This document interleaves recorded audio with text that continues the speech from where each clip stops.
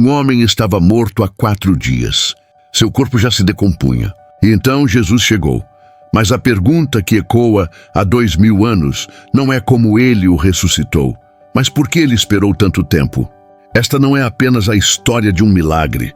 É um mergulho profundo no coração de um Deus cujo tempo e métodos desafiam nossa lógica para revelar uma glória que ofusca a própria morte. Para compreender, precisamos ir a um pequeno vilarejo chamado Betânia, refúgio de Jesus e lar de 3 irmãos que ele amava profundamente: Marta, Maria e Lázaro. O Evangelho de João frisa com ternura que Jesus amava a Marta e a sua irmã e a Lázaro. Ali, ele não era apenas o Messias, ele era um amigo. É essa amizade que torna o silêncio de Jesus à primeira vista tão incompreensível. A paz daquele lar foi invadida pela doença. Lázaro adoeceu gravemente e suas irmãs enviaram uma mensagem urgente a Jesus. A mensagem delas era um apelo baseado no amor. Senhor, eis que está enfermo aquele a quem amas.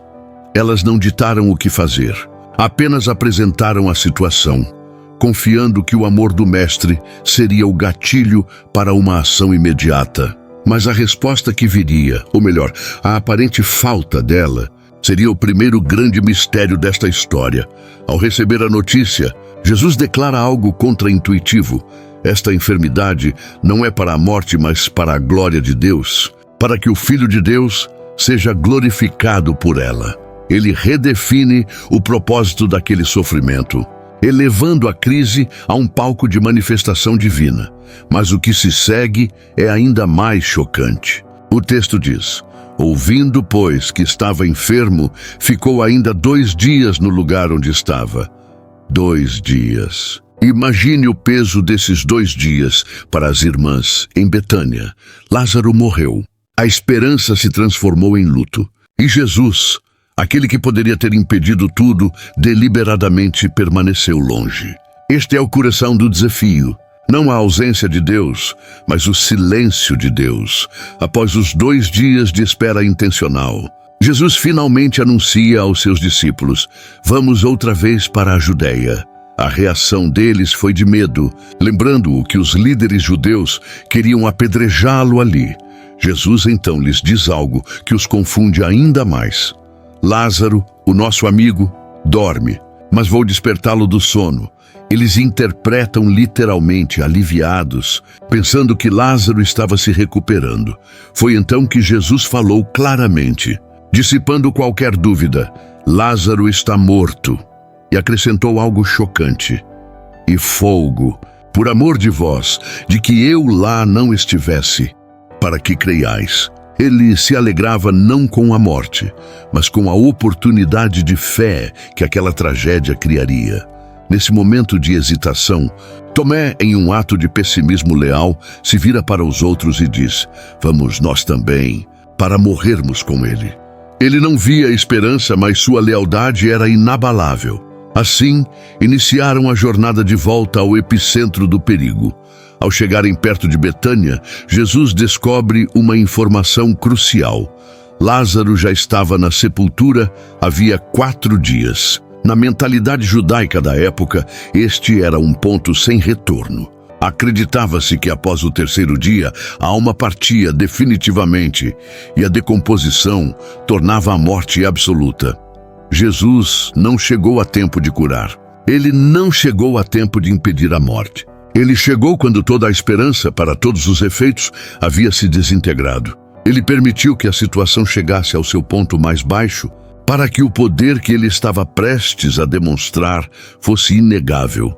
Marta correu ao seu encontro, e suas palavras eram uma mistura de fé e angústia. Senhor, se tu estivesses aqui, meu irmão não teria morrido.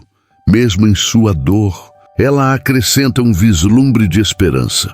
Mas também agora sei que tudo quanto pedires a Deus, Deus te concederá.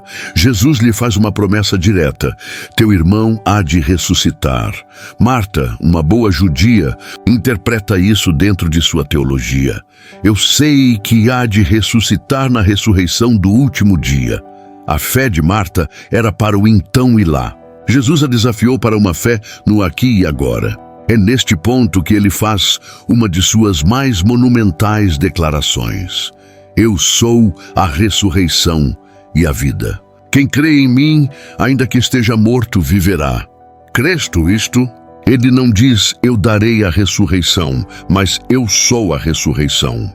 O poder sobre a morte não é algo que ele pede. É a essência de quem ele é. Diante da pergunta, Marta foca sua fé na identidade dele. Sim, Senhor, creio que tu és o Cristo, o Filho de Deus. Marta então chama secretamente sua irmã Maria. Ao ouvir que o mestre a chamava, Maria se levanta rapidamente e vai até ele, seguida pela multidão de pranteadores. Ela se lança aos seus pés com a mesma dor de sua irmã. Senhor, se tu estivesses aqui, meu irmão não teria morrido. Vendo a dor de Maria e o lamento de todos, Jesus reage de forma extraordinária. O texto grego diz que ele enebrimessato, uma palavra que significa uma profunda agitação, uma indignação visceral. Jesus não estava apenas triste, ele estava com raiva. A raiva de Jesus não era contra as pessoas, era uma ira santa contra a própria morte, a intrusa em sua criação. Ele, o autor da vida, estava face a face com a obra mais terrível de seu inimigo. Em meio a essa agitação, ele pergunta: Onde o pusestes? Eles o convidam: Senhor, vem e vê. E então, o versículo mais curto da Bíblia nos dá uma das mais profundas revelações. Jesus chorou. Se sua agitação era sua divindade indignada, suas lágrimas eram sua perfeita humanidade. O Filho de Deus, que sabia que traria Lázaro de volta em minutos, chorou por empatia. Ele chorou com aqueles que choravam, santificando o luto humano. A procissão chega ao túmulo, uma caverna selada com uma grande pedra. A pedra era um símbolo de finalidade, a barreira entre os vivos e os mortos. Então, com uma voz de autoridade, Jesus dá uma ordem chocante: tirai a pedra. Qual pedra em sua vida Jesus está pedindo para você remover hoje? A pedra da dúvida, do medo, do ressentimento? Ele frequentemente nos chama a agir em fé antes que o milagre aconteça. A pragmática Marta intervém, sua lógica colidindo com o comando divino. Senhor, já cheira mal. Porque é já de 4 dias. Ela tentava proteger Jesus do horror da decomposição. Sua objeção realista serve a um propósito: elimina qualquer dúvida de que Lázaro estava verdadeiramente morto. Jesus a lembra gentilmente: Não te hei dito que se creres verás a glória de Deus? Ele a chama para olhar além do cheiro da morte e antecipar a visão da glória divina. A pedra foi removida. Diante da abertura escura, Jesus levanta os olhos e ora, não com uma súplica, mas com ação de graças. Pai, graças te dou por me haveres ouvido. Sua oração pública tinha um propósito: deixar claro que o poder vinha do Pai, validando sua missão. Após a oração, o silêncio. Jesus, de pé diante do túmulo, clamou com grande voz. Foi um comando, uma ordem militar que penetrou no próprio reino dos mortos. Eram 3 palavras: Lázaro, vem para fora. Era a voz do Criador chamando sua criação de volta da corrupção. E o impossível aconteceu. Da escuridão, uma figura emergiu. Lázaro, vivo, mas ainda envolto nas faixas da morte, com o rosto coberto por um lenço. O homem que eles haviam sepultado 4 dias antes estava agora de pé, diante deles. A morte recebeu uma ordem direta de seu Senhor, e ela não teve escolha a não ser obedecer. Vendo a multidão paralisada, Jesus dá uma segunda ordem, desta vez aos vivos: desligai-o e deixai-o ir. Ele convida a comunidade a participar da restauração. Ele fez o que só ele podia fazer e deixou para eles a tarefa de remover as amarras e reintegrar Lázaro à vida. O impacto foi sísmico. Muitos dos judeus que testemunharam o milagre creram nele. No entanto, o mesmo evento que produziu fé em alguns, produziu medo em outros, que foram relatar o ocorrido aos fariseus. A notícia causou pânico no Sinédrio. Eles não negaram o milagre, mas temeram as consequências políticas. Se o deixarmos assim, Todos crerão nele, e virão os romanos, e tirarão-nos o nosso lugar e a nação. Foi então que Caifás, o sumo sacerdote, proferiu sua profecia irônica: nos convém que um homem morra pelo povo. Buscando preservar seu poder, ele articulou o plano divino de redenção. A partir daquele dia, eles resolveram matar Jesus. O milagre que deu vida a Lázaro acendeu o ódio que levaria Jesus à cruz. A própria existência de Lázaro se tornou um testemunho tão poderoso que os líderes religiosos planejaram matá-lo também, para apagar a evidência do milagre. A manifestação da glória de Deus sempre exige uma resposta. Ninguém pode permanecer neutro diante de um túmulo vazio. 6 dias antes da Páscoa, Jesus voltou a Betânia. Em um jantar, Lázaro, o milagre ambulante, estava à mesa com ele. Marta servia e Maria ungiu os pés de Jesus com um perfume caríssimo, um ato de adoração extravagante que Jesus disse ser para o seu sepultamento. Naquela sala estavam todos os elementos do Evangelho: a vida que venceu a morte, o serviço grato, a adoração extravagante, a traição iminente e o sacrifício redentor. Lázaro, o ressuscitado, sentava-se à mesa com aquele que em breve morreria para garantir a ressurreição de todos. A história de Lázaro nos deixa 3 insights transformadores.